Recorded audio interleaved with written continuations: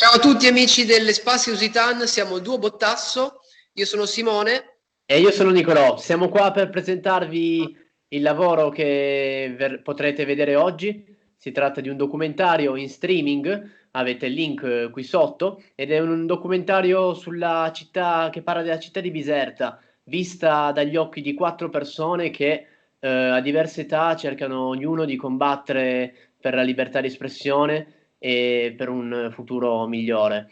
È una storia molto toccante per la quale abbiamo avuto il piacere di collaborare nella scrittura delle musiche. È un lavoro di Cose Nude Media Projects. Simone, vuoi aggiungere qualcosa sulle musiche? Sì, il lavoro che abbiamo fatto noi è stato quello di scrivere la colonna sonora del documentario che ha poi, diciamo, interagito insieme al collettivo A Margine, che è formato da Simone Sims Longo, Francesco Torelli e Alessio Dutto, che si sono occupati del sound design. Tutti questi, diciamo, elementi sonori sono poi confluiti all'interno del film e nel nostro ultimo disco Biserta e altre storie. E niente, speriamo che questo lavoro possa, diciamo, entusiasmare voi quanto ha entusiasmato noi farlo insieme a tutte queste bellissime persone.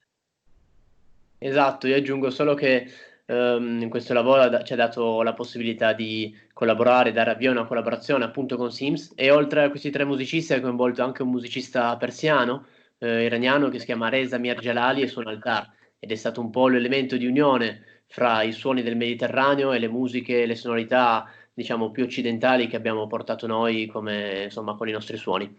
Quindi vi auguriamo buona visione. Buona visione, a presto! Ciao!